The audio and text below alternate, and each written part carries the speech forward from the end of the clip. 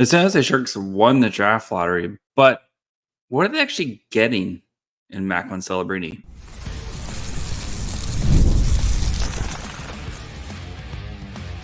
You're Locked On Sharks, your daily podcast on the San Jose Sharks, part of the Locked On Podcast Network, your team every day.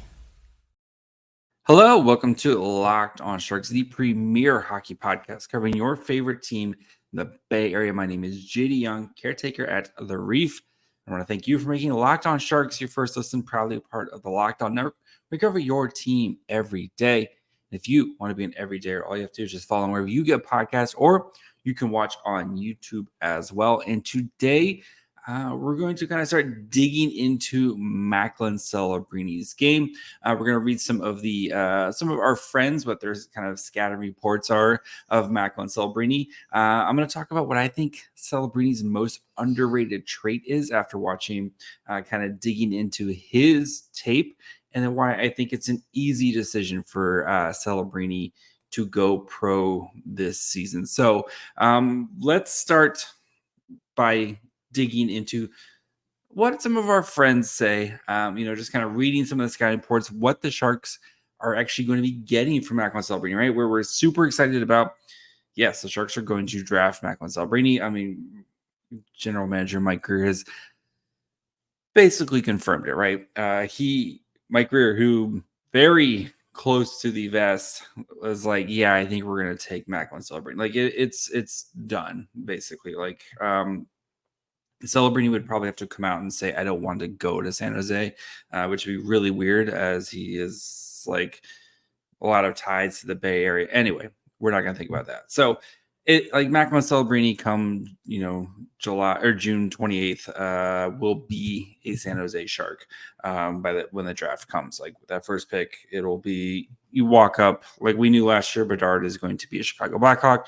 Macklin Celebrini will be a San Jose Shark. So, I'm trying to, with kind of leading up to the draft here, want to focus in on, different aspects of Celebrini's game and what are you actually getting? Why is he such a special player? And why do we think, why should we be so excited? So let's start with our good friend, Tony Ferrari of the Hockey News. So he wrote a really great article about Celebrini, right? Kind of came out right after the Sharks won the draft.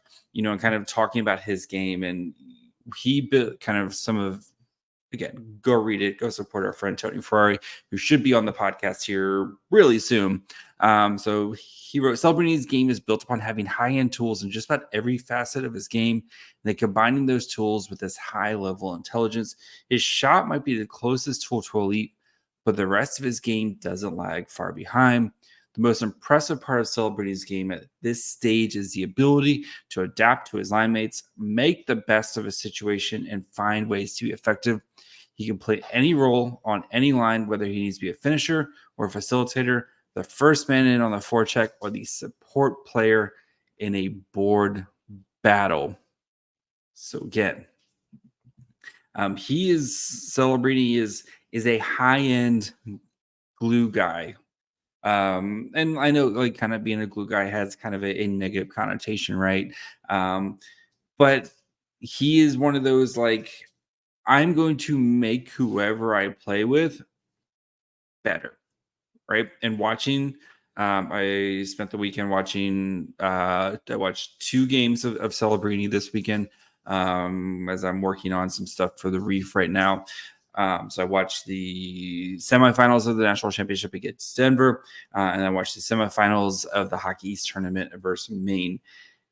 And the Denver game, no points, right? But every shift, and we'll talk about kind of this a little bit more in the second segment, but every shift, there's something that he just does that just makes the right play, makes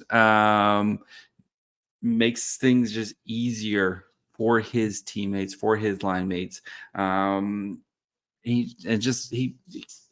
Whenever he leaves a shift, the team is usually in a better place than when they started the shift. So he's one of those guys who just does that, right? makes his line mates better, makes his team better, always making the right play. So, yes, he's really good. Josh Tessler of Smart Scouting, he wrote for their spring draft rankings. I feel confident that Celebrini will eventually be a top-line asset at the NHL level. The production will come quickly with his shot and his acceleration. I've thoroughly enjoyed watching him leverage his acceleration to get himself into quality shooting lanes. Not only will it work at full strength, but even more lethal when on the power play. His ability to identify and quick take advantage of tight passing lanes to the slot will net him quite a number of assists at the next level. Defensively, he's responsibly and quite sound.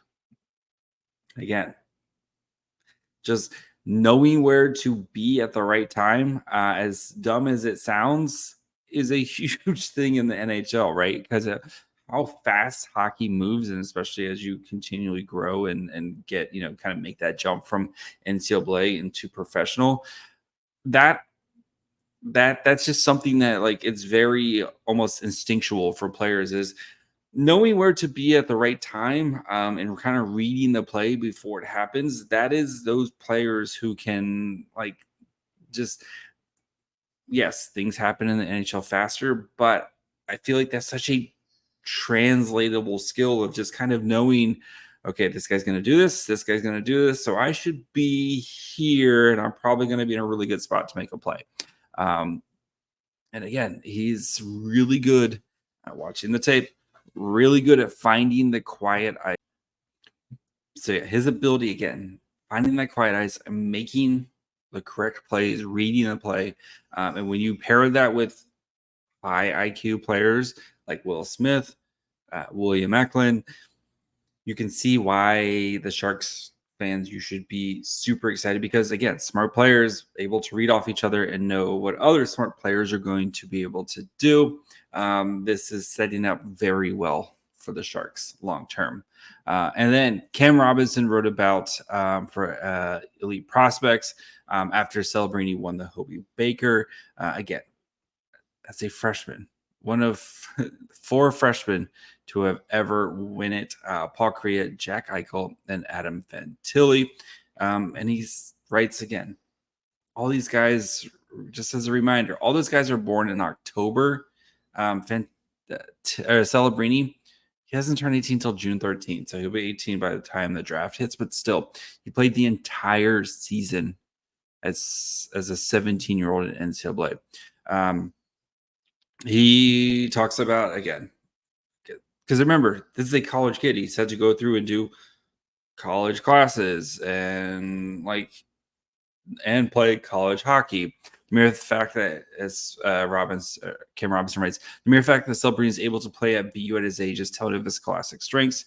As a person who accelerated and completed his high school classes and took the SATs as a 16-year-old, clearly is a studious individual. Right? Like, that's something I think we forget about college. Like, he's still got to go, take art or whatever, math 101, or whatever classes he's taking, right? He's still doing that at the same time as he's playing hockey, and he's one of the best players in the world. Winning the Hobey Baker is a nice feather in Celebrity's cap, but that does not affect his stock heading to the June's draft. The presumptive first overall pick has shown time and again as a dynamic, nuanced, powerful center capable of becoming the face of an NHL franchise, which is what the Sharks need, right? They need that, and you see, like, his interviews just has this kind of moxie to him, a confidence without being like overly confident, but just kind of a quiet confidence about himself. Bit of a personality, right? He's been hanging out with NBA players for a good chunk of his life. He's going to bring something different to the Sharks, something that they desperately need. So yes, that's some of Celebrini's scouting reports, and we'll dig into more of these, as especially once like Elite Prospects puts out their scouting reports, and once we get kind of final scouting reports heading into the NHL draft. But just kind of what are some other players? What are some of the kind of the big people saying about Celebrini? That's what we did there. We're going to be talking about what I think is Macklin Celebrini's most underrated trait and why I think it's an easy decision for him to go pro here in just a little bit.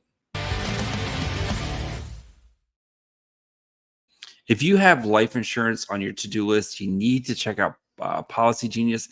They're the country's leading online insurance marketplace. They save you time and money so you can provide for your family with a financial safety net starting today. With Policy Genius, you can get life insurance policies that start with just $292 per year for $1 million of coverage. Some options offer same-day approval and avoid unnecessary medical exams. Policy Genius helps you compare your options from top companies. Their team of licensed experts is on hand to help you talk you through it. Their team is award-winning agents, and the great thing about them is they're have no incentive to recommend one insurer over another, so you can trust their guidance. They want to find the right plan for you. Thousands of 5-star reviews on Google and Trustpilot from customers who found the best fit for their needs. So check life insurance off your to-do list with Policy Genius. Head over to policygenius.com/lockedonnhl or click the link in the description to get your free life insurance quotes and see how much you can save. That's policygenius.com/lockedonnhl. All right, so watching the game tape, what do I think is Celebrini, right? We know the skating, we know the defense, we know the shot, we know the passing. Celebrini's most underrated trait is his tenacity. He plays every shift like it's his last shift. He, again, 17-year-old kid playing in NCAA hockey, 6 foot, 190 pounds. He plays like he's 6'3", 210. This when you hear Mike Grier talk about like that type of hockey, Macklin Celebrini is who you should be thinking about. That skilled in your face style of hockey that Mike Grier talked about from the day he got here, right? The players that he is looking for. Macklin Celebrini is that dude. Like, watching him just, again, right? We know the skill, we know the passing, we the shots and everything, but just the tenacity of how he does things. Of I'm just going to keep going and going and going and going until I'm out of gas or I just can't anymore. Watching him win multiple board battles against guys who are much bigger than him because he just outworks them. And yes, like these are college kids, right? And there is going to be that jump from professional, when he eventually goes pro. There's going to be that jump that he's going to have to deal with. And there's going to be guys who have, 10, 15 years of experience on him and know all the little tricks and everything like that. But he's starting at such a high base just because of that one skill, that tenacity, where he is just going to, not only am I I'm more skilled than you are, I'm also just going to outwork you. And right, this is the Mike Grier of Mike Grier guys that I've ever seen. When we joke, right, about some of the, the Luke Cunnins of the world, this is the dude. This is the dude when Mike Grier says, I want a skilled, fast, in your face type of player. That's Macklin Celebrini. And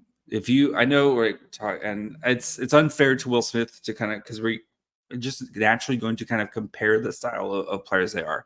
And they're completely different style. Like Will Smith is a much more methodical type player. He's still very highly skilled, right? His passing, he again also makes his line mates better, but he just does it differently than Celebrini. And again, Mike Grier loves Will Smith, right? He drafted him 4th overall last year. But Macklin Celebrini just has that like behind the net multiple times in board battles where he's, the other guy has position, is about ready to kind of get the puck out. Celebrini comes in there, hits a dude again, 17-year-old, 6 foot, 190 pounds, comes in, it hits the dude, knocks him off the puck, gets the puck, and then just starts to transition the other way. Like, and not just once, not just like just seeing this multiple times from Celebrini um, in the defensive zone, right? Watching him just like it's almost like a junkyard dog of just like there's no way like I'm that puck hound, I'm gonna go get it. I'm gonna get it, and there's nothing you can do about it type of thing. But the way he does it, it's not like he's reckless, right? He's not out there just flying around like a crazy person going, a million miles an hour with no direction, right? And taking dumb penalties and like that's not what you see out of him. It's the way he does, he's so much better than everybody. Plus, he has this like if Macklin Celebrini wasn't this skilled, he would still be like he would be like the best like third line energy guy because that's exactly how he plays. But take that style of player and then put him in just a ridiculously skilled, like just put that kind of mentality player, but like a ridiculously skilled player. He had 18 penalty minutes in 38 games this year. So it's not like he's out here just running around, just being reckless about it. Right. Because we've seen those guys that like kind of play over the edge. But no, that's not him. That's like I'm going to be a puck hound. I'm going to go get the puck. I watched where he was, I think it was the Denver game. First period, they're trying, just trying to break out, just get the puck out of the zone into the neutral zone, and three passes, and Celebrini's on all three guys at some point. All three of the Denver guys, again, just making their life hard because of, again, a tenacity that frankly the Sharks need, right? They need that type of player, a skilled player, highly skilled, again, super highly skilled, one like potential top 10 type of player in the NHL. We're looking at if everything goes right and Macklin Celebrini turns into the player that we think he's going to be. You have a super skilled player who also has that third line mentality of just, I'm going to go out there and play like every shift is my last shift. And yeah, he's going to, and again, cannot stress this enough. 17 doesn't turn 18 for another month. But again, 6 foot, not 190, plays like he's 6'3", 210. He plays a huge game, is not afraid to get physical, is, winning board battles against much more experienced players, bigger players than him, and controlling that pace, right? How many you would see guys, one of my favorite clips from earlier in the season is he is a defender tries to hip check him into the board, and Celebrini just fights it off and just keeps going, and it ends up creating an insane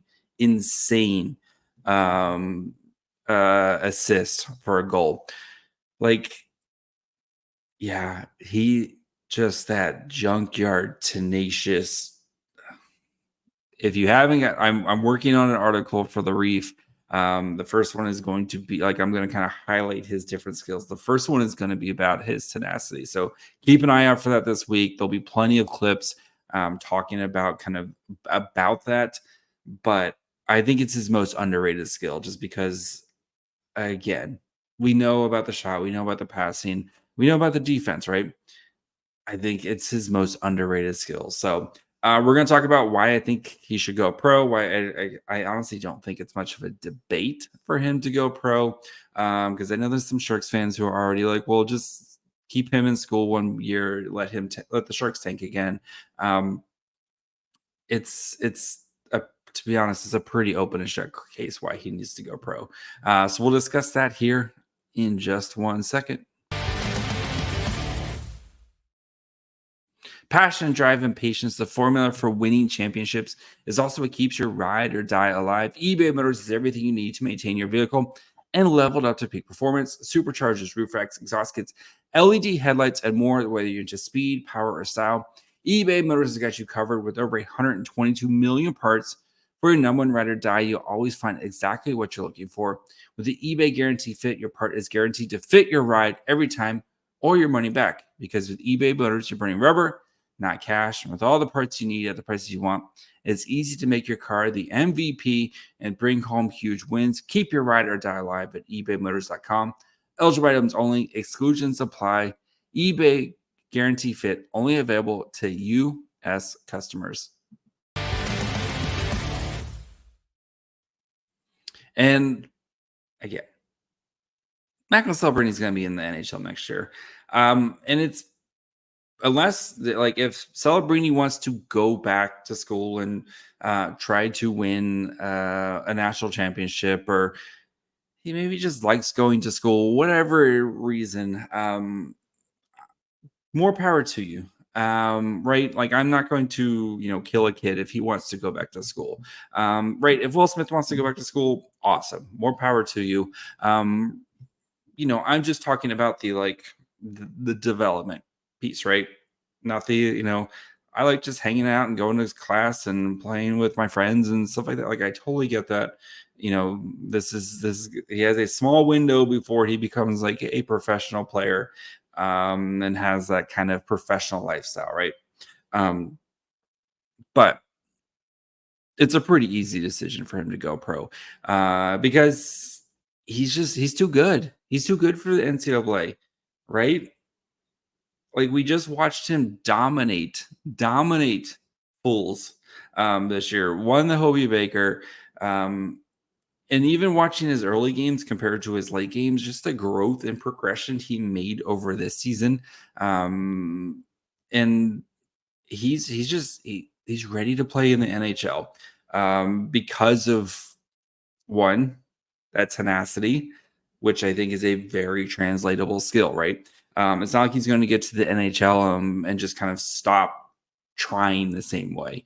He's going to play that hard. And yes, the competition is going to be harder. There's no saying like that. That's not debatable. Like the NHL is a much tougher league than the NCAA. And he's going to have his struggles here and there, right? Like he's not going to walk in and just kind of be the guy who you expect him to be. But his skating is excellent. His shot is already NHL quality. His passing is excellent. But like I said, that underrated trait of just how he plays the game and his style of play is why I think it's such an easy decision for him to play, because the only way he's going to continually get better is by playing tougher competition. Right? Like, yeah, if he wants to go around and play, if he wants to go back and play NCAA hockey again, and go play with his friend Cole Iserman, like awesome. Have a good time. We'll see you in April, right? But if he wants to kind of continue this development that we've seen from him, he should be playing in the NHL, because he's going to be playing against the best in the world night in, night out. And yes, the Sharks stink, and the Sharks are going to stink next year. And I understand the argument of like, well, let's just let Smith and Celebrini go, like stay in school for another year, and let's be terrible again and go get another top pick in next year's the 2025 draft, which is going to be awesome as well. You could have your cake and eat it too here. Like, guys, like the Sharks aren't going to all of a sudden be like a playoff team. Maybe they're not the worst team in the NHL next year, right? But they're still easily one of the 5 worst teams in the NHL, even if Celebrini and Smith are playing. And yeah, Will Smith's, plenty of questions about Will Smith. I think Will Smith's gonna be an awesome player, right? Questions, William Eklund's going to kind of continue to take that next step. Hopefully the Sharks bring in a new coach with a new system that can, help these young players grow and stuff. But still, like you're going to have probably an 18-year-old Macklin Celebrini, a 19-year-old Will Smith, 21 or 22-year-old William Eklund. Like you're still going to have a lot of young players trying to figure things out here, and they're going to have their kind of bumps and bruises and mistakes. And honestly, I would just rather kind of get that over with now, if that makes sense, right? Get him in here. Let's there's zero expectations for the Sharks next year, right? Zero, none. Get them in here now. Let them kind of work through a lot of these rookie growing pains, especially with a new system coming in. Your coach, whoever you hire, right, you're kind of putting them in the best position to succeed because you're kind of giving him all the toys that he needs, and all the tools that he needs by providing these high skilled players, and everyone can just kind of grow together, right? That's what you're looking for, is this growth and development together, right?